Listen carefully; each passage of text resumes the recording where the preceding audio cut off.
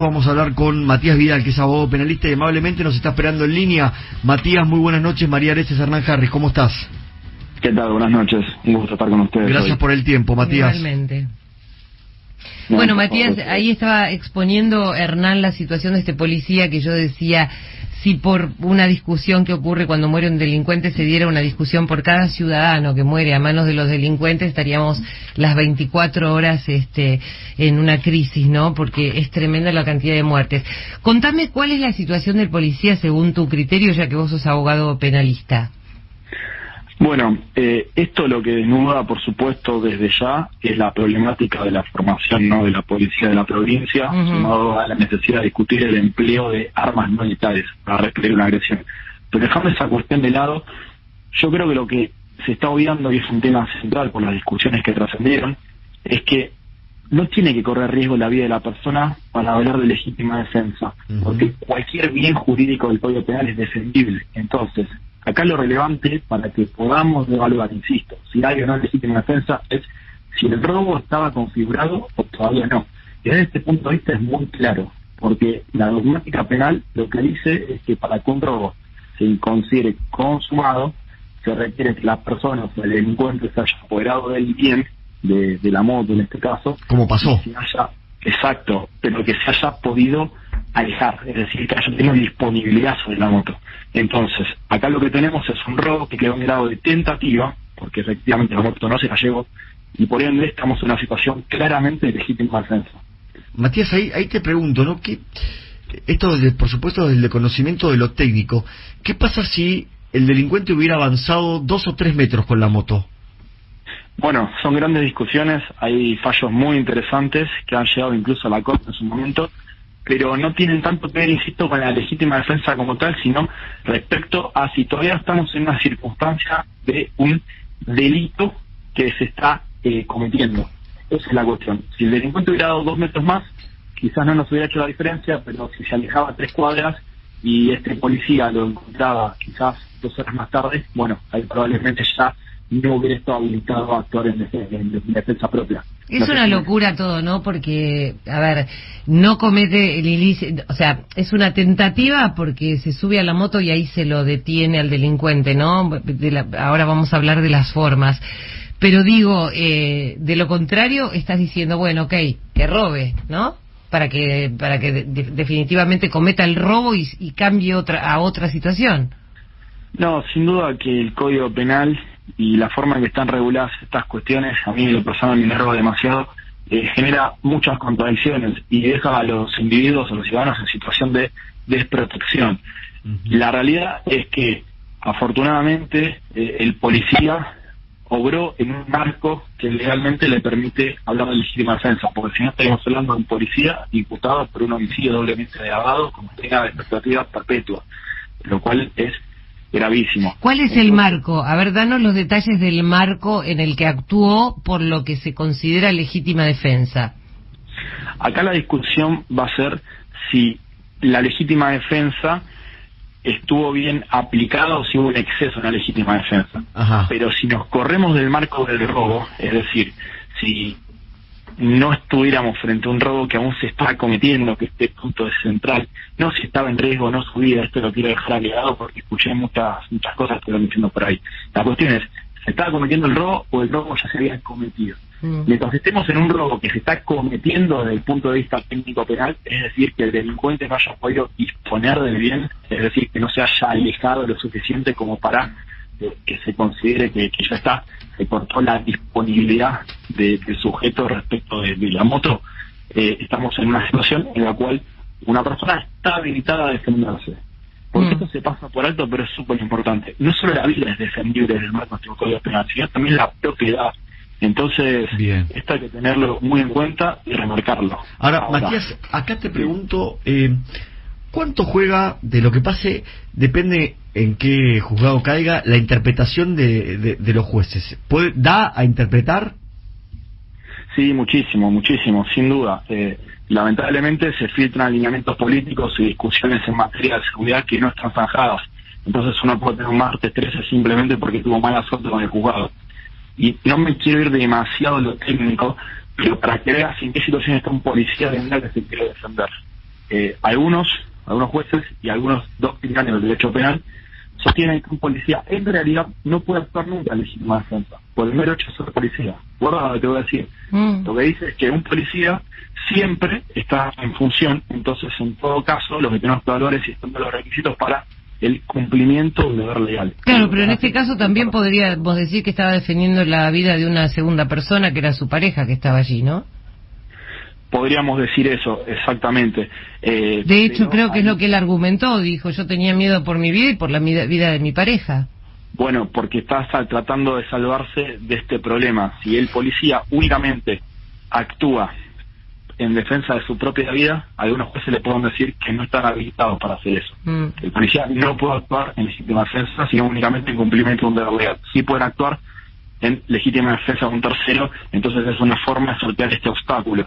Pero fíjate qué cruel que resulta, porque un policía en estas circunstancias no sabe, según el juez que le toque, si se va a acceder o no, llevando adelante la misma conducta, porque la legítima defensa es mucho más amplia. Claro. Y no todos los jueces, insisto, se lo permiten. Matías, y tiene importancia que en el lugar, digamos, los efectivos que llegaron después de que el mismo policía llamara al 911, encontraron al delincuente ahí a metros muerto.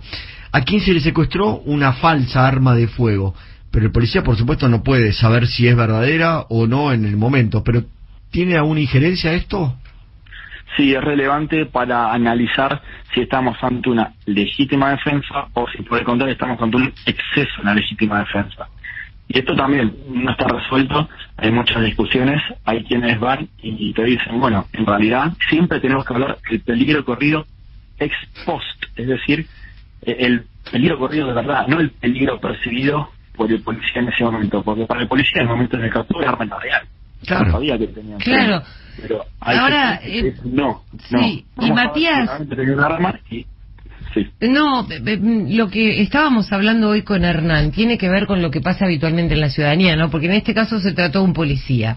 Pero supongamos que cualquiera de nosotros está armado y tenemos portación de armas, está todo legal, tenemos los papeles, etcétera, etcétera. Y actuamos de la misma forma que el policía. ¿Qué nos pasa? Bueno, probablemente terminemos con una imputación similar, con suerte, bajo la figura de exceso en la legítima defensa. Digo con suerte porque nos vamos a una pena atenuada, pero si nos toca un juez que... Depende de dónde caiga.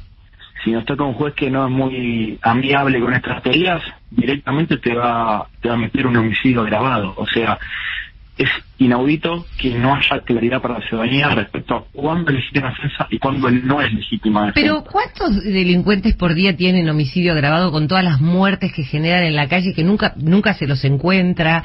Matan varias veces en el día y todo el mundo los ve porque las cámaras de televisión los captan. ¿Vos coincidís en que esto es una injusticia total y hay una irregularidad importante? Acá hay derechos, hay un desbalance en los derechos de cada uno de nosotros, ¿no? Lo que pasa es que es muy difícil regular una sociedad donde la ciudadanía trata de jugar limpio, sometiéndose a las reglas de juego, y tenés un grupo que hace lo que quiere, y a la ciudadanía le aplican los riesgos de la ley, y al otro grupo, por distintos motivos, no, porque se los considera vulnerables, porque se los justifica por la doctrina. Bueno, yo creo que, a ver, desde el punto de vista social, ese es un tema aparte, ¿no? Porque obviamente nacieron en situación de vulnerabilidad, pero eso hay que empezarlo mucho antes. Ahora, una vez que la situación está, el vulnerable es la víctima, la persona que va a trabajar con su celular, con su voz, y viene un tipo con un arma y te mata para sacarte una zapatilla. La vulnerabilidad está clara ahí, ¿no? Sin duda, y esto hay que decirlo, en definitiva, quien termina estando verdaderamente expuesto es el ciudadano, porque es a quien se le aplica todo el rigor de la ley, mientras que la delincuencia se buscan una y otra forma de justificarlo. Hay un montón de teorías que van en esta línea, y es sumamente complejo. Es verdad, la aportación de armas hoy en día es muy restringida, pero los delincuentes portan armas de manera ilegal, y es un hecho, es una realidad. Uno tiene supuestamente consagrado en la Constitución y en el Código Penal la facultad de defenderse, pero no te permiten tampoco acceder a los medios para efectivizar. Por eso, Hernán, cuando mi ley dice que para él tendría que ser legal que todo el mundo se arme, yo no estoy para nada de acuerdo, porque ya tenemos suficiente violencia con las armas que están en la calle de los delincuentes, más algunas que están legales, sería una locura, ¿no? Yo no estoy de acuerdo. Ahora, Hernán, Matías, de tu punto de vista, porque digo, esto no es un caso y coincido en que también es la suerte de dónde te toque, quién te toque, cómo piensa, digamos, ¿cuál es la cuestión de fondo? Una reforma del Código Penal, que no haya interpretación. Estoy tratar de buscar la raíz de todo esto. Bueno, la raíz es, y no me canso de decirlo, de política criminal. La política criminal, como el nombre lo dice, es una cuestión política, es una decisión. Acá lo que se está discutiendo, en el fondo, es, en principio, si al delincuente hay que castigárselo con todo el rigor de la ley, o si por el contrario tenemos que tener consideración y ser benevolentes con el delincuente, porque pobrecito no elige ser delincuente. Esa es una teoría que por supuesto no comparto. Y por otro lado, lo que está en juego es si la propiedad es susceptible de defenderse, porque también tenemos un grupo que dice, no, ¿cómo vamos a evitar que una persona lesione la integridad física de un delincuente para defender la propiedad? Claro. No, por supuesto. Bueno, el delincuente te mata por una propiedad. Sí, claro, tal cual, exacto. Al revés. Y en algunos casos por nada. Por nada. Pero además vos hablas de la vulnerabilidad, y vos sabés que las personas que menos vulnerables, o sea, las que por ahí están en una situación económica más acomodada, tienen seguridad privada, claro, viven en lugares donde tienen... Y a veces las personas más vulnerables son prácticamente pares de los delincuentes en cuanto a una situación socioeconómica. Es más, te voy a decir algo. Y esto se estudió porque, por supuesto, ha pasado y va a seguir pasando lamentablemente hasta que se tomen medidas. Pero quien más sufre la delincuencia son las personas que conviven con los delincuentes en los mismos estratos sociales. Los vecinos, sus vecinos. Exacto, son otras personas vulnerables, y en muchos casos los vulnerables son, los verdaderamente vulnerables, son instrumentalizados por organizaciones criminales porque saben que la justicia es muy benevolente. Entonces uno, de este lado, como abogado penalista, no puedo dejar de señalar que esto es una equivocación. Es decir, justificar permanentemente la delincuencia buscando motivos, que es lo que hacen ciertas corrientes ideológicas, no hacen ni más ni menos que promover más delincuencia y desproteger a la ciudadanía. Sí. Matías, y para ir cerrando, yo creo, ¿cómo sigue ahora, no? ¿Está el policía liberado? ¿Sigue el proceso? Sí, el policía está liberado, o sea, transita el proceso en libertad porque el cambio de calificación legal lo reconduce a una pena atenuada. El exceso en la legítima defensa te lleva a la pena de homicidio imprudente de 1 a 5 años. Esto le permite, entre otras cosas, que le den una pena de suspenso, es decir, lo aleja de una expectativa punitiva más alta, como es obviamente la cadena perpetua. Pero esto no es gratuito para el policía, claro, viene suspendido y desafectado de la fuerza, porque de resultar condenado por homicidio en exceso en la legítima defensa, también le corresponde una pena de inhabilitación de 5 a 10 años. Bueno, entonces, imagínate el resto de la fuerza, ¿no? Los distintos policías que ven una situación así, porque no es solamente en este caso, sino en otro montón. Y ¿no? Estas distorsiones también es cómo actuar, cómo no actuar, qué hacer, qué no hacer. Que la Taser no, que dicen que bueno, es una... y la discusión política que va por otro lado. Esto termina siendo un escarmiento para el resto de las fuerzas policiales. Claro. Que después lo que dicen, bueno, yo ante esta situación entonces lo que tengo que decir es, no actuó en defensa propia, en defensa de un tercero, porque también hay que ponerse en el lugar del policía en ese momento. Absolutamente. ¿Cómo va a reaccionar el delincuente? No sabe si lo que tiene es un arma, si el arma dispara. No puede, claro. Y otros alrededor. Es decir, es muy difícil el rol en el que se los pone, sumado, insisto, a la falta de capacitación de la policía bonaerense, y que por cuestiones ideológicas se les impide acceder a medios no letales, porque un medio no letal probablemente nos hubiera ahorrado toda esta discusión. Matías, muchísimas gracias como siempre por la comunicación con Al Fin y al Cabo. No, por favor, ha sido un placer. Hasta luego. Gracias, un abrazo. Matías Vidal, abogado penalista.